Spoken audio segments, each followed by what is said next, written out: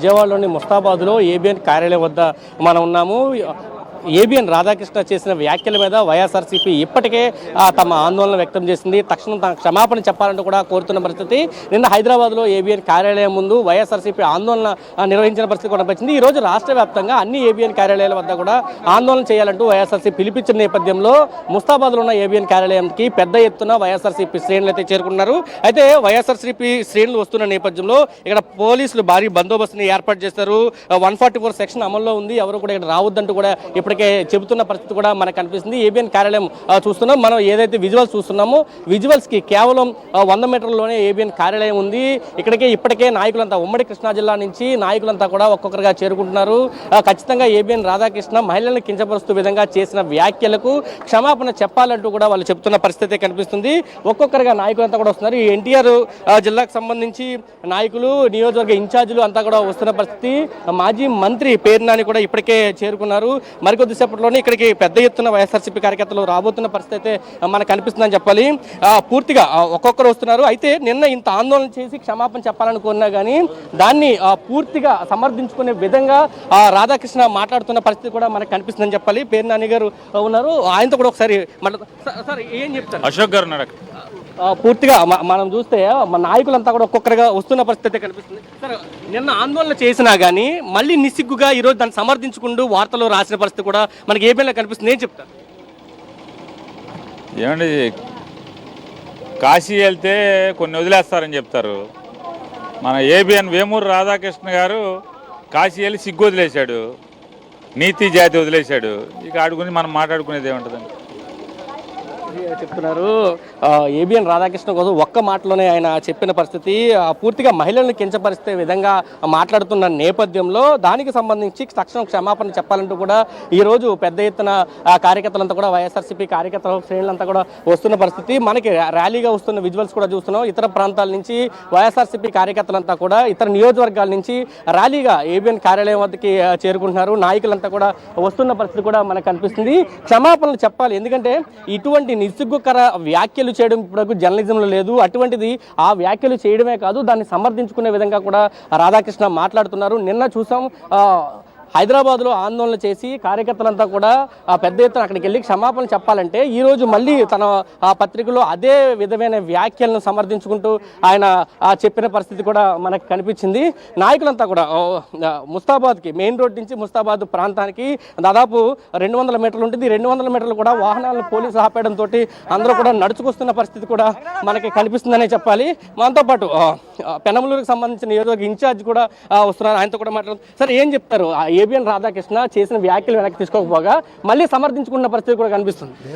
ఈ రాష్ట్రంలో నీచాది నీచమైన రాజకీయాల నడపగలిగినటువంటి వ్యక్తి ఎవరు ఉన్నారంటే అది నారా చంద్రబాబు నాయుడు గారు. పత్రికా స్వేచ్ఛ అనేటువంటి ముసుగులో నీచాది నీచమైనటువంటి పలుకులు కావచ్చు, రాతలు కావచ్చు, రాతలు ఎవరైనా రాయగలిగిన వ్యక్తి నీచుడు ఎవడు ఉన్నా అంటే అది కేవలం రాధాకృష్ణ గారు. ఎందుకు చెప్తా ఉన్నామంటే వాళ్ళు చేస్తే ఎదుటి వాళ్ళు చేస్తే వ్యభిచారం అంటారు, వాళ్ళు చేస్తే సంసారం అంటారు. అసలు వైఎస్ఆర్ కాంగ్రెస్ పార్టీ నాయకుల యొక్క భార్యల్ని లేకపోతే ఆడబడుషుల్ని సంబోధించి మాట్లాడాడంటే ఎంత నీచమైనటువంటి వ్యక్తిత్వం కలిగినటువంటి వ్యక్తో మనం అర్థం చేసుకోవచ్చు.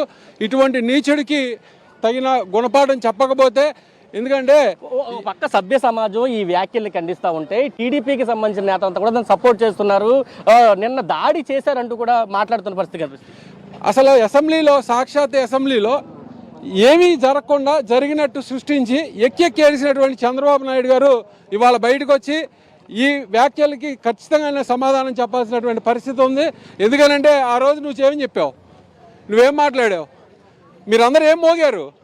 జరగనటువంటి అసెంబ్లీలో జరగనటువంటి సందర్భాన్ని మీరు పదే ప్రస్తావిస్తూ మీరు నీచమైనటువంటి మాటలు మాట్లాడి ప్రజల యొక్క సానుభూతి పొందడానికి మీరు ప్రయత్నం చేసి మీరు వాళ్ళు మాట్లాడుతున్నటువంటి మాటలేంటి అంటే మీకు వైఎస్ఆర్ కాంగ్రెస్ పార్టీ శ్రేణుల యొక్క భార్యల గురించి మాట్లాడుతున్నారంటే ఇంతకన్నా దురదృష్టంగాను, ఇంతకన్నా నీచం, ఇంతకన్నా జర్నలిజం అనేటువంటి ఒక ముసుగులో ఆయన చేస్తున్నటువంటి ఈ నీచమైన క్రీడ ఇంతకన్నా వికృతంగా ఉండదు. ఇటువంటి పలుకులు పలికినటువంటి రాధాకృష్ణ తగు విధంగా మేము అందరం కూడా బుద్ధి చెప్పడానికి సమాయత్తమయ్యాం. నిన్ను వదిలేదేం లేదు, నీ ఉడతూపులకి బెదిరేదేం లేదు. ఎందుకంటే ఇక్కడ ఉంది వైఎస్ జగన్మోహన్ రెడ్డి గారి శిష్యులు. దాంట్లో నీ ఉడతూపులకి చిడతూపులకి ఏమాత్రం కూడా బెదిరేదేం ఉండదు. ఎంతవరకు ఏమో జరుగుద్దో చూసుకోవడానికి మేమందరం సిద్ధంగానే ఉన్నాం. చెప్తున్నారు పూర్తిగా ఏమైనా జరిగితే చూసుకోవడానికి సిద్ధంగా ఉంటున్నారు. ఒక పక్క 144 సెక్షన్ పెట్టిన పరిస్థితి కనిపిస్తుంది, భారీగా పోలీసులు మోహరించిన పరిస్థితి కనిపిస్తుంది. క్షమాపణ చెప్పాలంటే క్షమాపణ మాత్రం ఏబిఎన్ రాధాకృష్ణ చెప్పట్లేదు. ఖచ్చితంగా బేషరతుగా రాధాకృష్ణ ఈ రాష్ట్ర మహిళలకి క్షమాపణ చెప్పాల్సిందే. ఎందుకనంటే ఈ రాష్ట్రంలో ఉన్న మహిళల పట్ల చాలా అసభ్యకరమైన వ్యాఖ్యానాలు చేశారు. మహిళల పట్ల సభ్య సమాజం తలదించుకునే విధంగా తన టీవీ ఛానల్లో తన చెత్త పలుకులో రాసి ఈరోజు ప్రజానీకం పట్ల చాలా అమానుషంగా రాధాకృష్ణ తన పత్రిక ద్వారా టీవీ ఛానల్ ద్వారా ప్రసారం చేస్తూ ఉన్నారు. ఇకనైనా ఇటువంటివి ఆపాలి. జరగని దానికి కూడా జరిగినట్టుగా విష ప్రచారం చేసుకుని చంద్రబాబు నాయుడు ముసలి కన్నీరు అసెంబ్లీలో కార్చారు. కానీ ఈరోజు ఈ రాష్ట్రంలో ఉన్న మహిళల పట్ల చాలా అసభ్యకరంగా రాతలు రాస్తే దీన్ని ఖండించాల్సిన చంద్రబాబు నాయుడు కానీ పవన్ కళ్యాణ్ కానీ అదేవిధంగా లోకేష్ కానీ ఖండించకుండా రాధాకృష్ణ వైపే అండగా నిలబడ్డారు. ఇది చాలా అమానుషమైంది. ఇటువంటి వ్యాఖ్యానాల పట్ల బేషరతుగా ఆయన క్షమాపణ చెప్పాలి. ఈరోజు పోలీసులు శాంతియుతంగా ప్రజాస్వామ్యయుతంగా నిరసన తెలియజేయడానికి వస్తే 144 సెక్షన్ ఉందనే పేరుతోటి పోలీసులు అడ్డుకునే ప్రయత్నం చేస్తూ ఉన్నారు. ఇది చాలా అన్యాయం. బేషరతుగా క్షమాపణ చెప్పాలి. ఇప్పటికైనా ఏబిఎన్ టీవీ ప్రసారాలని నిలిపివేయాలని చెప్పేసి మేము డిమాండ్ చేస్తాం. ఎలా చూస్తారు మహిళల మీద ఏబిఎన్ రాధాకృష్ణ చేసిన కామెంట్ ఎలా చూస్తారు? ఏబిఎన్ ఆఫీస్కి వస్తే అంటే పోలీసులు భారీగా మోహరించిన పరిస్థితి కూడా కనిపిస్తుంది అన్నది కదా. మరి ఏబిఎన్ ఛానల్ అంటే ఆంధ్రప్రదేశ్లో మొత్తానికి రాధాకృష్ణ అంటే అందరికీ తెలుసు. ఆయన ఫైబర్ బ్రాండ్ అన్నమాట. ఆయన్ని చాలా గొప్ప వ్యక్తిగా అనుకోవాలి. ఎందుకంటే హైకోర్టు సుప్రీంకోర్టు నుంచి కూడా ఆయన ఎన్నుకోబడ్డ మనిషి. ఆయన ఛానల్ అలాంటి ఛానల్ గొప్ప వ్యక్తి అని చెప్పుకోవాలండి. ఒక విధంగా చెప్పాలంటే అంత పనికిమాలిన వ్యక్తి ఎవ్వరు ఉండరు. భార్యకి తల్లికి బిడ్డకి చెల్లికి తేడా లేనటువంటి రాధాకృష్ణ ఈ నువ్వు క్షమాపణ చెప్పకుండా పార్టీ వాళ్ళని తెలుగుదేశం పార్టీ వెన్నంటే ఉంటావు. నీ ఒంటిలో ఉన్న జీన్స్ అలాంటిది కాబట్టి నువ్వు అలాంటి తల్లికి బిడ్డకి ఏమి తేడా లేకుండా నీ ఇష్టానుసారంగా మహిళల్ని కించపరుస్తున్నావంటే నువ్వు ఎంత దౌర్భాగ్యపు నీ ఛానల్లో ఆలోచించుకో. నువ్వు నిన్న చూస్తే అట్లా అన్ని జిల్లాల్లో అలాగే చేసావు. ఈరోజు పోలీసులు ఎంతమంది మోహరించి ఉన్నారు. దీనికి నువ్వు క్షమాపణ చెప్పాలి. చెప్పకపోతే మహిళలు మాత్రం తీవ్రంగా ఖండిస్తున్నాము. చాలా విస్తృతంగా ఈ స్థాయిని వైఎస్ఆర్ పార్టీ తీసుకెళ్తుందని చెప్పి మేము చెప్తున్నాం. పెద్ద ఎత్తున మహిళలు కూడా ఇక్కడ ధర్నాకు వచ్చిన పరిస్థితి. మేడం ఎలా చూస్తారు ఏబిఎన్ రాధాకృష్ణ చేసిన కామెంట్ని ఎలా చూస్తారు? ఎందుకంటే కామెంట్ చేయడమే కాదు దాన్ని సమర్థించుకుంటున్న పరిస్థితి కూడా మనకు కనిపిస్తుంది. ఏబిఎన్ రాధాకృష్ణ ఒక పనికిమాలిన ఎదవనే చెప్పాలి. ఎందుకంటే మహిళల పట్ల అంత నీచంగా అంత జుగుప్సాకరంగా ఒక ఛానల్లో అతను మాట్లాడుతున్నాడు. అది తన సొంత ఛానల్. మరి అంతకుముందు సాక్షికి సంబంధం లేని దాన్ని తీసుకొచ్చి సాక్షి ఆఫీసుల మీద పడి ఆ రకంగా దౌర్జన్యాలు చేసి గోడలు ఎక్కారు.